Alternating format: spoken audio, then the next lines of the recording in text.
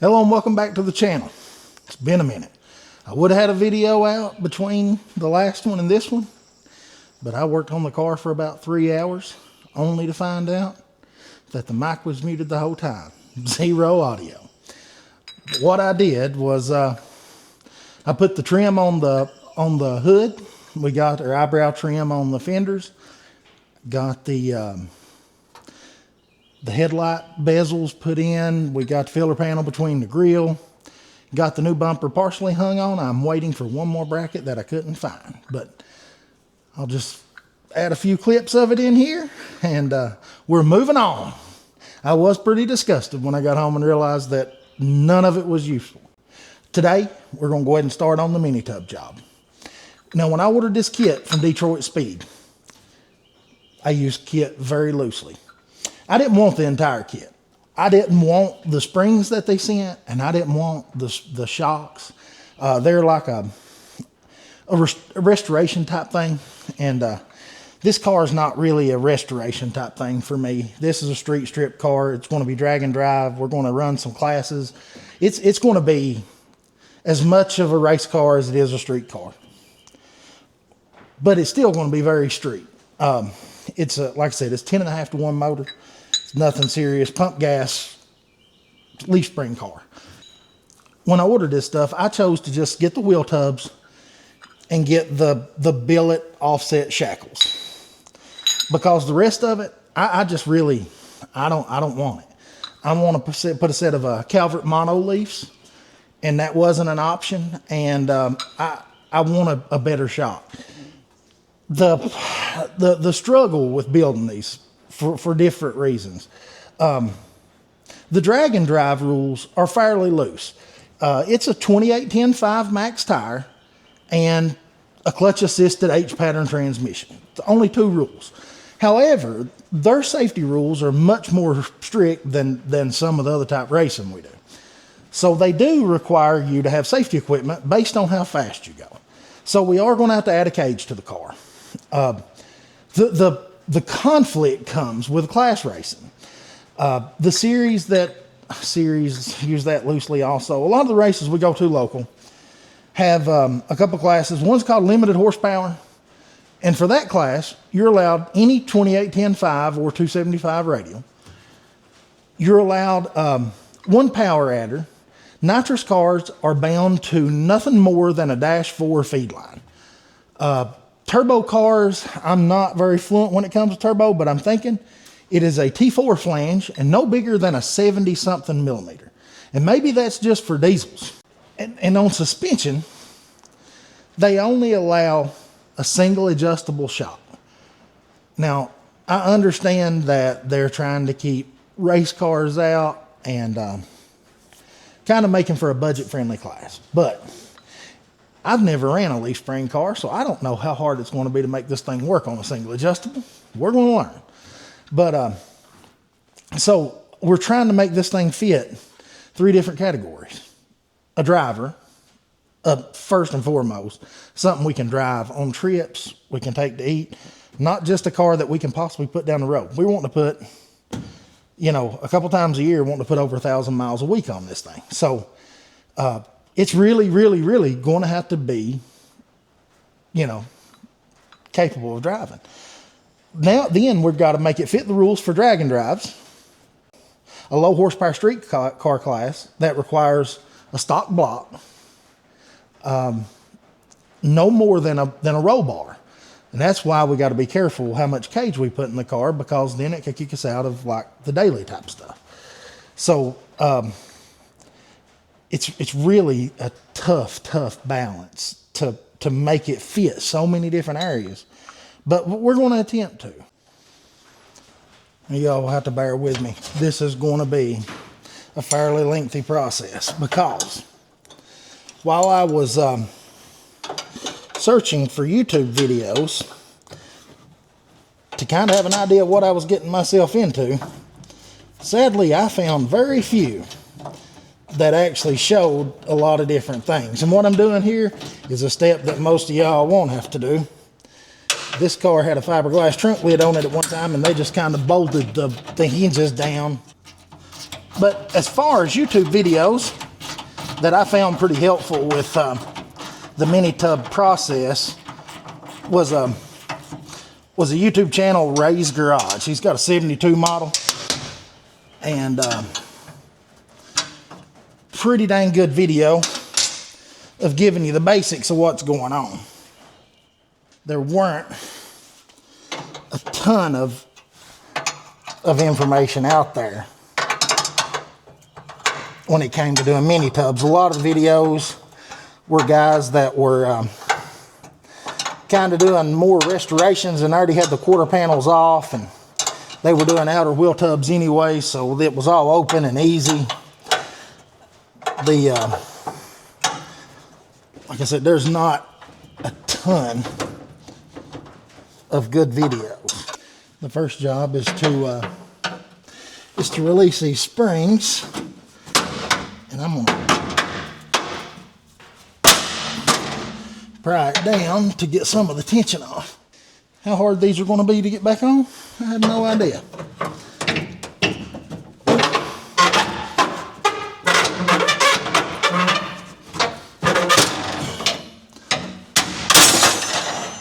But getting them off, not that big of a deal. Completely off may be a big deal.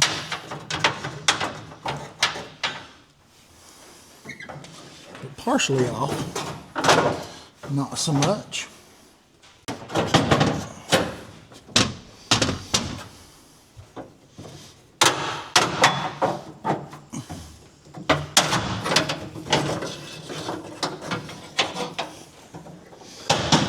That works. Step one, complete. The next step is probably not on the instructions. I need to get the battery and the fuel tank out of the trunk. I don't know a ton about hot rods, but I know what gas does with fire, so definitely going to move that before we get started.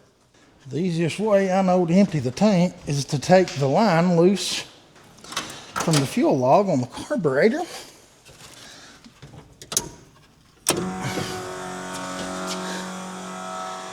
And let the fuel pump do it.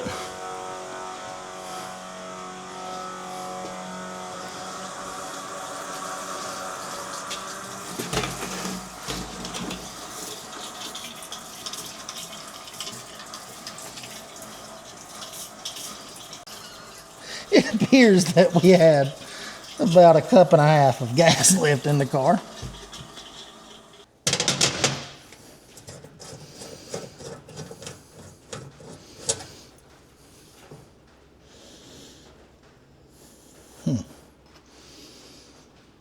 That does not appear to be all the fuel.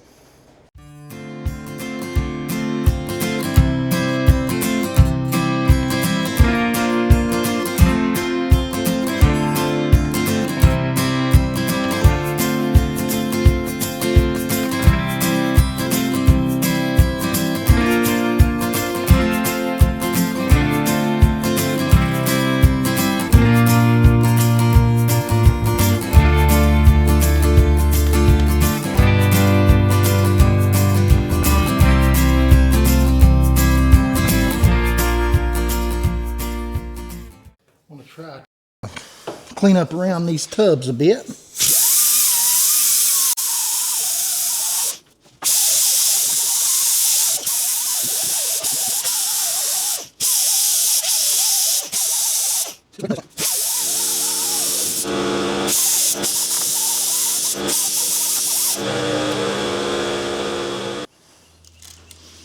The next step is to mark 2 inches from your wheel tub.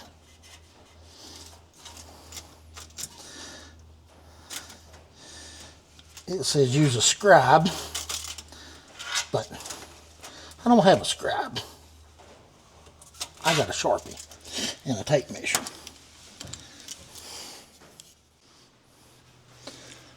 We're finally starting to get some stuff cut away. Now this is rough cut. There's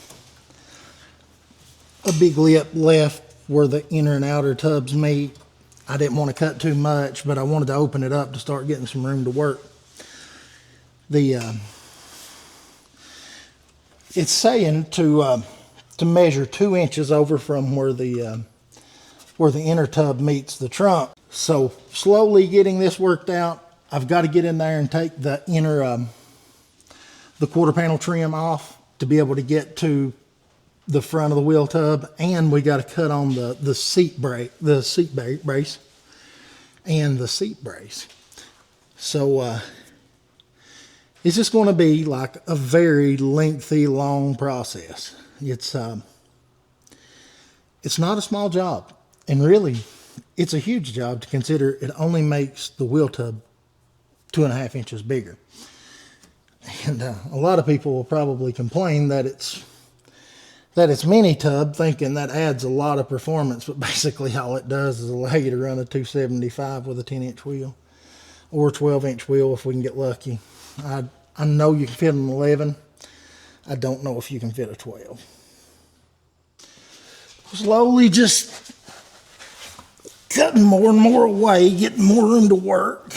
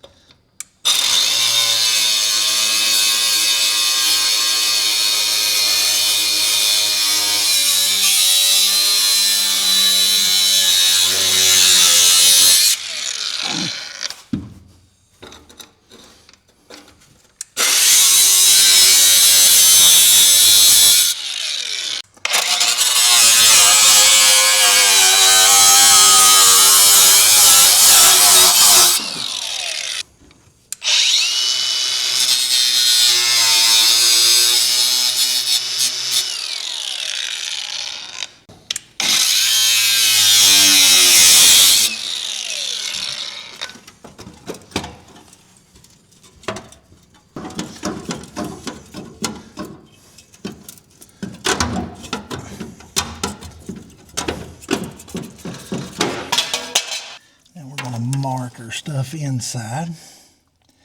1.25 inches, 1.25 inches, 1.25 inches right there. 1.25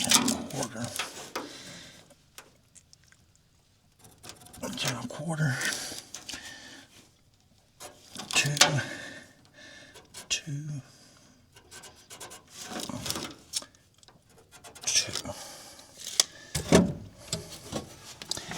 To be completely honest, I'm not sure how far down the new wheel tubs cover, so I'm not going to cut very far.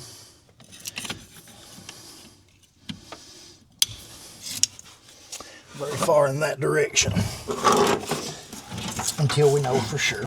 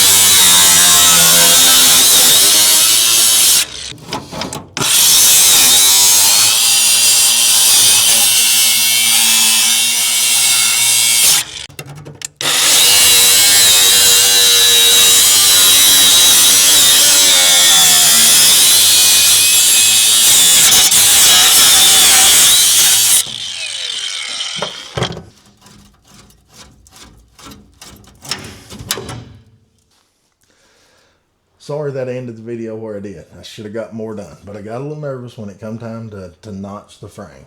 Reason being, I don't feel confident with words and just a few pictures. I just couldn't bring myself to cut it without more information. I really wanted to see it. I'm a visual learner. So I decided to come home and really get on YouTube and find something. Who would ever thought that the manufacturer actually has a really good video? I was just searching it wrong. On YouTube, I was using 68 to 74 Nova mini tubs, and they don't, Detroit Speed don't list it like that. You go on Detroit Speed, it is 68 to 74 X body mini tub install. So if you're ever looking for that, that's what you do to find it. And if not, you can just go to Detroit Speed's website. Installation instructions is there. It's a video. It's actually the video that they pulled the picture references from. So I feel better about it now. We'll get back on that. But today, I fertilized my grass, and it's growing. It's growing fast. I cut it Tuesday. Here it is Saturday. It's rained. I'm going to be cutting some grass and weed eating. And I think since it's going to be kind of late when I get finished, they're having a little car deal in Whitesburg. I think we'll run over there and take a look, maybe do some filming, and we'll catch you on the next one. Thanks for watching.